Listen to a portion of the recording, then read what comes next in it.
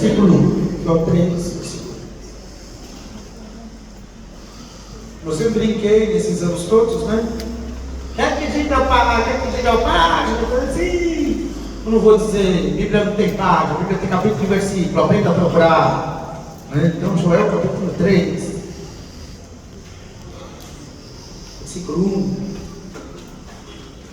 Depois disso, acontecerá que derramarei o meu espírito sobre todo o ser vivo.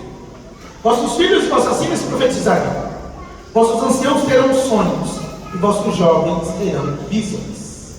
Naqueles dias derramarei meu espírito sobre os escravos e as escravas, farei aparecer prodígios no céu e na terra, sangue, fogo e turbilhões de fogo. O sol se converterá em trevas e a lua em sangue, ao se aproximar o grandioso e temível dia do Senhor. Versículo 5. Mas todo que invocar o nome do Senhor será despoupado, porque sobre o monte Sião e em Jerusalém haverá um resto, como o Senhor disse, e entre os sobreviventes estarão que o Senhor tiver chamado. Essa passagem é muito bonita, porque fala do dia do Senhor, que será o dia do Espírito Santo, o dia do derramamento do Espírito Santo. Israel já sabia, de fato, que o Espírito Santo era presente, mas se tinha uma ideia que o Espírito era uma força de Deus, algo que simplesmente emanava de Deus como uma potência dele, como algo, uma coisa que vinha dele.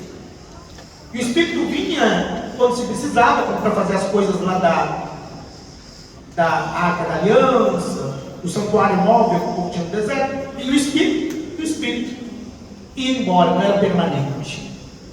Mas em várias passagens do Antigo Testamento, como essa de Joel, mas também Ezequiel, se fala, Deus promete que o Espírito Santo virá e ficará para transformar os corações. O Espírito virá, permanecerá. Então o povo tinha uma promessa do Espírito.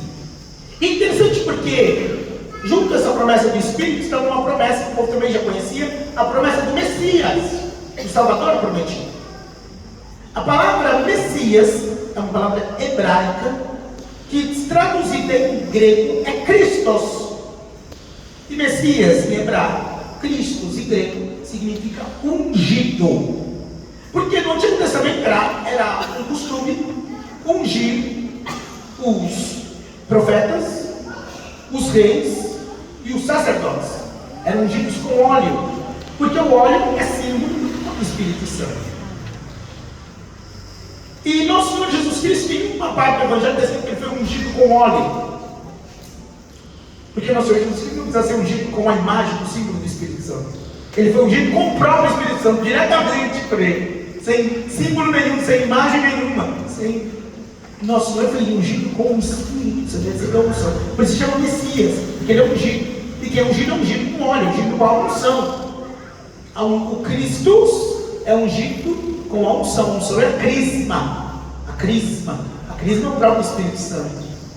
Por isso o sacramento da crisma, o sacramento do Espírito Santo, tem o óleo do crisma, é o óleo da unção. E é interessante porque, se vocês repararem, vocês não foram ou não puderem ir, porque é quinta-feira santa de manhã, na Catedral dos Santos Olhos, pode acompanhar pela internet.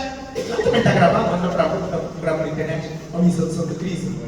E a missa do Santo Crisma, a missa da bênção dos olhos, dos óleos, senão vão pensar que é de Santa Luzia, dos olhos, né? A bênção dos olhos do batismo, da unção dos enfermos do Santo Crisma, é uma missa muito bonita, onde o óleo do batismo e dos enfermos são abençoados. Mas o Santo Crisma não é simplesmente abençoado, o Santo Crisma é consagrado. O bispo põe as mãos sobre o Crisma, sobre o óleo do Crisma. O óleo do Crisma é preparado com vários perfumes, várias essências, é o óleo mais perfumado. Os padres impõem as mãos, tem uma oração longa de consagração do Crisma. E tem um gesto muito bonito que o Senhor Bispo faz quando abençoa o Crisma, quando consagra o Crisma, que é exatamente soprar sobre o Crisma.